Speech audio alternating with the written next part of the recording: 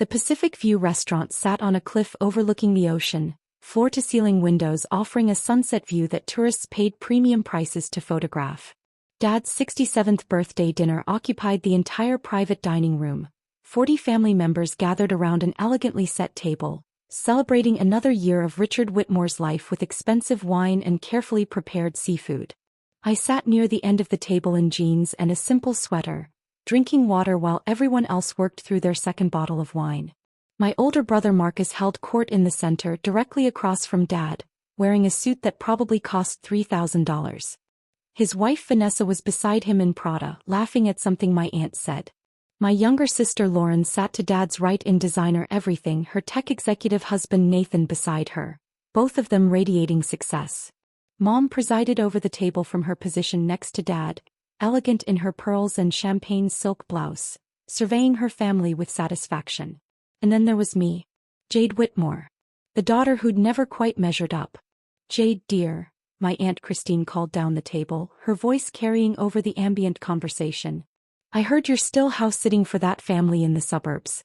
How much longer are you doing that?" "I'm not house-sitting," I said calmly. "I live there. Living in someone else's house while they're away," she clarified. "Same thing, isn't it? House-sitting." "It's my house," I said. "I own it." "You rent it," Marcus corrected loudly, ensuring everyone heard. "Let's be accurate, Jade. You rent a room in a house. There's a difference between that and actually owning property." "I own the house," I repeated, but no one was listening. "Jade's always been a bit confused about things like that," Vanessa said with a smile that didn't reach her eyes. "Remember when she said she worked in real estate? We all thought she was an agent. Turns out she's a receptionist at a property management company." "Administrative assistant," I corrected quietly. "Same thing," Marcus said, waving his hand dismissively. "Point is, she's 31 and still hasn't figured out her life. No real career, no property, probably drowning in student debt from that business degree she never uses." "Now, Marcus," Mom said, but her tone suggested she agreed more than she disapproved. "Your sister is doing her best." "Is she though?" Lauren joined in, her venture capitalist husband nodding along. "Jade's been doing her best for 10 years. At some point, you have to admit that her best just isn't very good." The table laughed. Polite, knowing laughter that acknowledged they were being mean but felt justified in it. "She can't even afford her own apartment," Marcus continued, warming to his theme and his audience. "She's 31 years old and lives in a rented room. Most people her age own property, have careers, are building something. Jade's just existing." "That's not entirely fair," Dad said, but the defense was half-hearted. "Jade has a job. She's independent. She doesn't ask us for money." "Because she's too proud," Aunt Christine said. "But we all know she's barely scraping by. That house she rents a room in? I drove past it once. It's in a decent neighborhood, but clearly she can only afford the smallest room. Probably shares a bathroom with 3 other people." "4 bedrooms, 3 bathrooms," I said. "And I live alone." "You wish," Marcus laughed. "Jade, stop trying to save face. We all know you're struggling. There's no shame in it. Some people just aren't cut out for success. Some people make different choices," I said. "Different choices," Lauren repeated mockingly. "Is that what we're calling failure now? Different choices?" Nathan, her husband, leaned forward. "Look, Jade, I run a tech company. I hire hundreds of people. I can tell you from experience, there are people who succeed and people who make excuses. You've been making excuses for a decade." "I haven't made any excuses," I said calmly. "I've just been working." "Working as a receptionist," Vanessa said. "Let's be honest about what that means. You answer phones. You file papers. It's not exactly building a career." "It pays the bills," I said. "Does it though?" Marcus challenged. "Because you're living in a rented room at 31. That suggests your bills aren't really being paid. That suggests you're one emergency away from moving back home." Dad cleared his throat. "Marcus, that's enough. Though, Jade, sweetheart, you know your mother and I worry about you. If you need help, if you need to move back home until you get on your feet, we're here for you." The offer was meant kindly, but it landed like an insult. They all saw me as someone who needed rescuing. Someone who'd failed at independent living and needed to crawl back to her parents' house. "I appreciate that," I said. But I'm fine where I am. In your rented room, Marcus said. Sharing a house with strangers. Very fine indeed. Actually, Lauren added, I'm surprised she can even afford rent in that neighborhood. Those houses aren't cheap. She must be paying at least $1,500 a month just for a room. More like $2,000, Aunt Christine said. That's a nice area. Wherever she's living, the homeowner is making good money off her. Which is exactly the problem, Marcus said, pointing his fork at me. Jade's throwing away $2,000 a month on rent instead of building equity. Meanwhile, Vanessa and I own our penthouse. Lauren and Nathan own their condo. Even our younger cousins are buying property. And Jade's still renting rooms like a college student. Some of us aren't handed down payments by our parents, I said quietly. The table went silent for a beat. We earned our down payment, Marcus said coldly. Vanessa and I both have excellent careers. We saved. We planned. We didn't just drift through life hoping things would work out. Your down payment came from Dad, I said. He gave you $300,000 for the penthouse. As an early inheritance, Dad said quickly. Which you'll receive too when the time comes. Will I asked. Or will you decide I'm too irresponsible to handle money and put it in a trust with conditions? The accuracy of that prediction showed on their faces. We're just trying to protect you, Mom said. You've never shown much financial sense, dear. It would be irresponsible of us to hand you a large sum without safeguards. Unlike Marcus, I said, who got $300,000 with no strings attached. Marcus has proven himself, Dad said. He's a senior executive at a Fortune 500 company. He knows how to manage money. He manages other people's money, I corrected, as an investment analyst, which is different from managing his own finances. Are you actually criticizing me? Marcus's voice rose. You who can't even afford an apartment. You're going to judge my career. I'm not judging, I said. I'm just pointing out that we've all made different choices. Yes, Vanessa agreed. Marcus chose success. You chose failure. Very different choices. I reached into my bag. It was a worn leather satchel I'd carried for years, the kind that screamed, I shop at discount stores, to people like my family. I pulled out a manila envelope. Actually, Marcus, I said, my voice still calm, I need to discuss something with you. Something time-sensitive. Tao? He asked. At Dad's birthday dinner? Yes now, I said. Since you brought up living situations. I opened the envelope and pulled out a legal document. Then I slid it down the table toward him. This is your eviction notice, I said clearly, ensuring everyone could hear. You have 30 days to vacate the penthouse you're currently living in. The property owner, that's me, is terminating your lease. The table went completely silent. Marcus grabbed the document, his earlier smugness evaporating as he read. His face went from confident to confused to pale in about 10 seconds. This is... He started then stopped. This can't be real. It's very real, I said. Filed with the county this morning.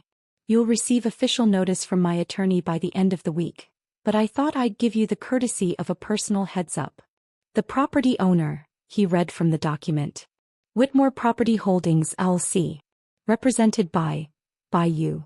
I own Whitmore Property Holdings, I confirmed. Have for 6 years. We own 47 buildings across the city, including the Riverside Towers where your penthouse is located. 47 buildings, Vanessa repeated faintly. Actually 48 as of last month, I corrected. We just closed on the Morrison complex. But 47 at the time I drafted your eviction notice. Dad had gone pale. Jade, what is this? What are you talking about? I'm talking about the fact that Marcus has been living in a penthouse I own for 3 years, I said. Paying $3,500 a month in rent to Whitmore Property Holdings. Which is my company. Which makes me his landlord. You're not a landlord, Marcus said, but his voice lacked conviction. You're a receptionist. I'm the receptionist at Sterling Property Management, I said. Which is the management company I hired to handle day-to-day operations for my buildings. I own Sterling Property Management too, by the way. But I wanted to stay connected to the ground-level work, so I took a position as their front desk administrator. I answer phones, file paperwork, and handle tenant inquiries. For my own properties. This is insane, Lauren said. You own 48 buildings? That's impossible. 48 buildings with a combined value of approximately $270 million, I said. Though valuations fluctuate. The market's been good lately, so it might be closer to $300 million now. $300 million, Nathan breathed. In property holdings, yes, I confirmed. Started 6 years ago with money from grandmother Whitmore's estate. The $200,000 she left me that everyone said I'd waste.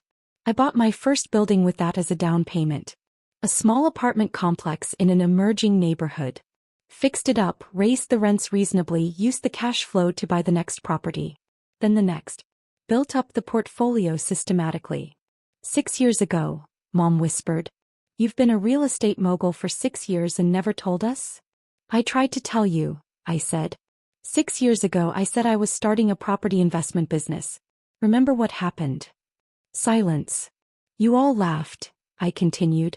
Dad said I'd lose grandmother's money within a year. Marcus said I was being typically naive about business. Lauren suggested I just put the money in a mutual fund and get a real job. So I stopped trying to explain. I just built the business instead. The house you live in, Aunt Christine said slowly. The one we thought you rented a room in. I own it, I said. Free and clear.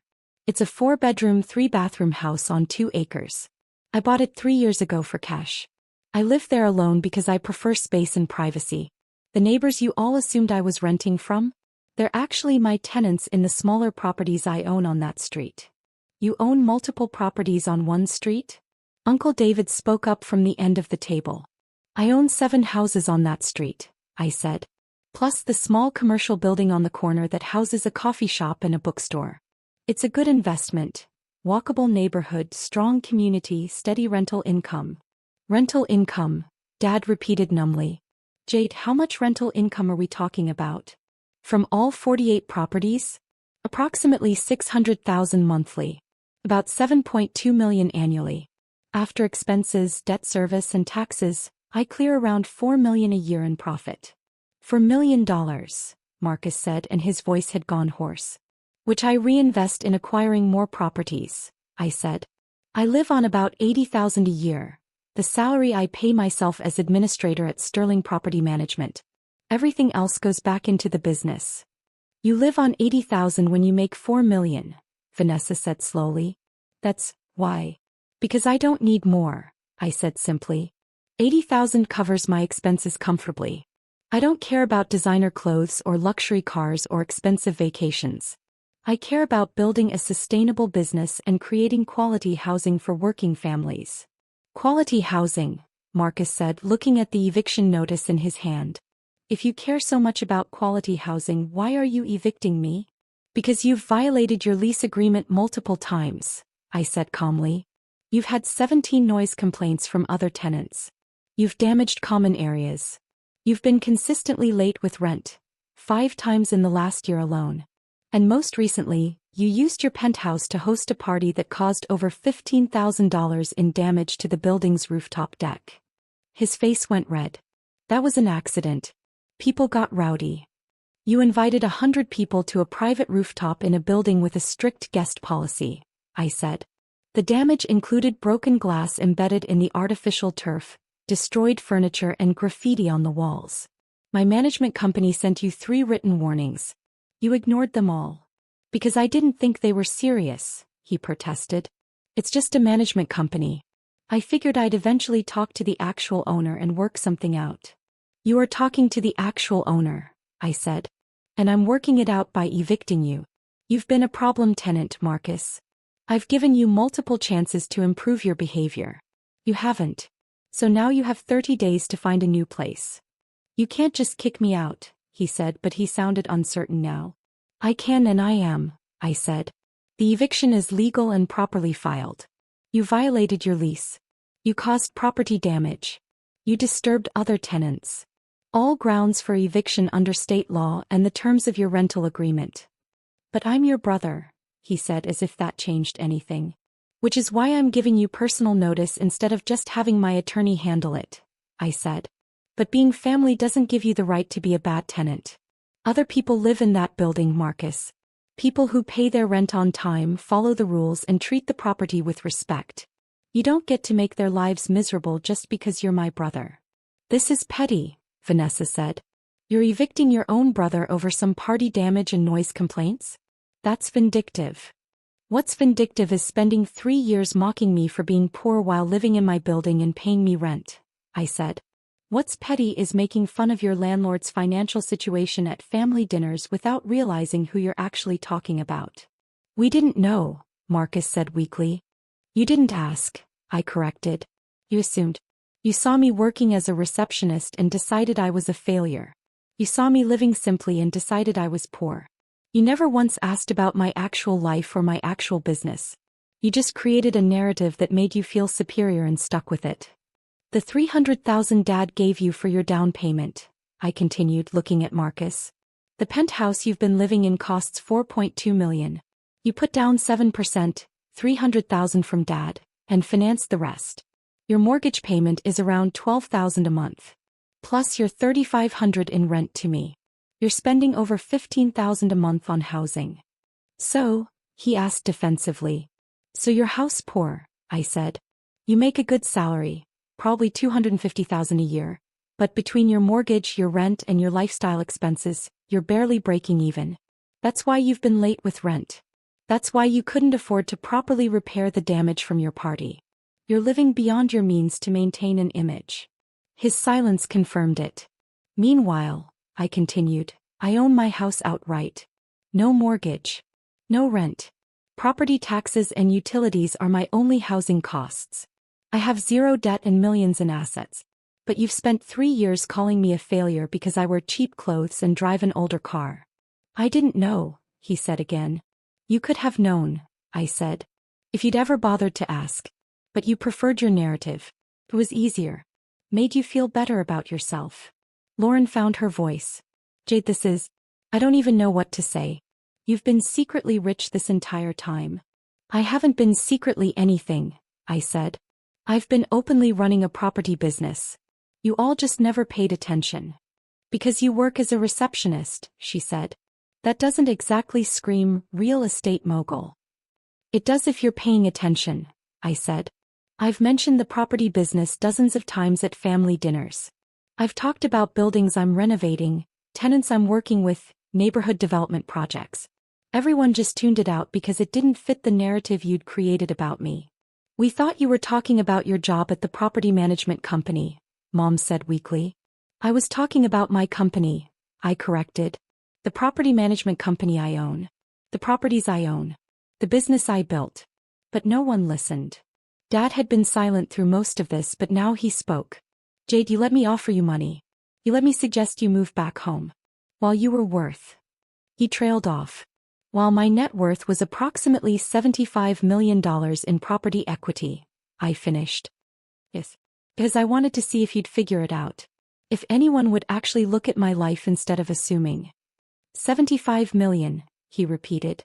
That's equity, I clarified. Actual net worth after debts is closer to 58 million. But the properties generate consistent cash flow, and the portfolio grows annually. I'll probably cross 100 million in net worth within 3 years. $100 million, Aunt Christine said faintly. In today's dollars, I said. Though inflation will affect that. Marcus was staring at the eviction notice, his earlier smugness completely evaporated. Where am I supposed to go? You're giving me 30 days. That's not enough time to find a place. It's the standard notice period required by law, I said. And Marcus, you can afford to move. You make good money. You just need to find housing that fits your actual budget instead of the image you're trying to project. The penthouse is perfect for us, Vanessa protested. We've built a life there. You've built debt there, I corrected. And you've made life miserable for other tenants. I have families with young children complaining about noise at 2 a.m. I have elderly residents who can't use the rooftop because you've made it your personal party space. You're not good tenants, and I'm not willing to let you continue disrupting other people's lives. But we're family, Marcus said desperately. Which is why I'm having this conversation with you instead of just having security escort you out, I said. But family doesn't mean you get to treat my property or my other tenants badly. Find a new place. One that fits your actual budget. Live within your means. And maybe learn that judging people by their clothes and their cars is a terrible way to understand their actual financial situation. I can't believe this, he said, still staring at the papers. Believe it, I said. You have 30 days. Use them wisely. I turned to my father. Dad, happy birthday. I'm sorry to bring business into your celebration, but Marcus brought up housing, so it seemed like the right time to address his situation. His situation that you created, Dad said, but his voice lacked accusation. He sounded more confused than angry. His situation that he created by being a problem tenant, I corrected. If he'd paid rent on time, followed the rules, and treated the property respectfully, we wouldn't be having this conversation. You really own 48 buildings, Mom said, like she was still trying to process it. 48 buildings, yes, I confirmed. Plus I'm under contract for 3 more. Should close next month, which will bring the portfolio to 51 properties. Why didn't you tell us? Lauren asked. Why let us think you were struggling? Because you never asked, I said for what felt like the 100th time. And because watching you all judge me while I was actually succeeding was educational. It taught me exactly how much you all valued appearances over reality.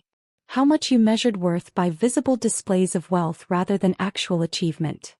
That's not fair, Nathan said. Isn't it? I asked. Marcus has been living in my building for 3 years. Paying me rent. Never once did he wonder who owned the property. Never once did he look at the ownership records, which are public information. He just assumed some faceless corporation owned it and never thought to check. Why would I check? Marcus asked. Because you're supposed to be a financial analyst, I said.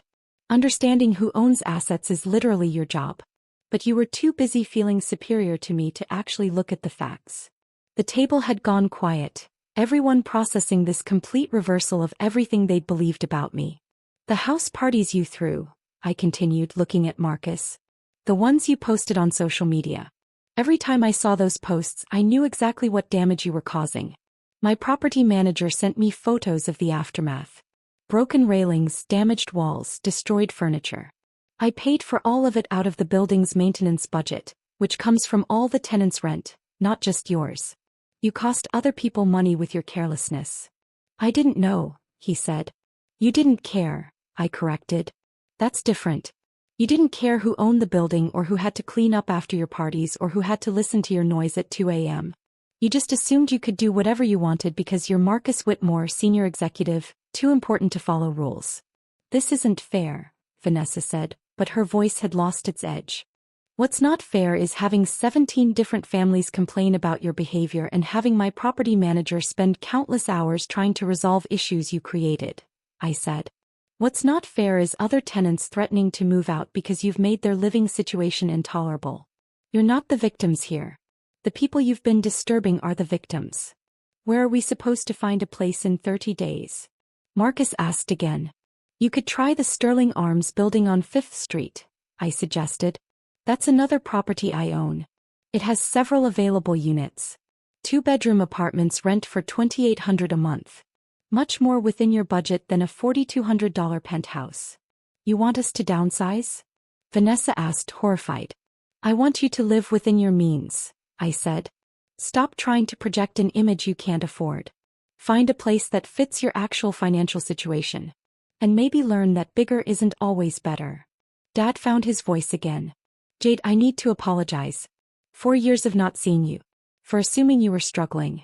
For offering to let you move home when you were actually incredibly successful. Apology noted, I said. But Dad, the problem isn't just that you didn't know about my business. The problem is that you never asked. In 6 years of running a multi-million-dollar property business, you never once showed genuine interest in my work. You asked polite questions and then zoned out when I answered. You were so convinced of your narrative about me that you couldn't see reality. I want to see reality now, he said. I want to understand your business. Really understand it. Hey, I said. Come visit my office. See the properties. Meet my team. Learn what I actually do instead of what you assumed I did. But that conversation happens later. Right now this is your birthday dinner. Let's try to finish it without more drama. I think the drama ship has sailed, Lauren said dryly. You just evicted our brother. I evicted a problem tenant who happens to be our brother, I corrected. There's a difference. The rest of the dinner was awkward as expected. People asked questions about my business, about the properties, about how I'd hidden this for so long. I answered patiently, explaining that I hadn't hidden anything. I'd just stopped trying to convince people to pay attention. Marcus and Vanessa left early, the eviction notice clutched in Marcus's hand. He tried to argue several more times, but I'd remained firm. 30 days. Find a new place. No extensions, no exceptions. As I was leaving, Dad pulled me aside. "I'm proud of you," he said.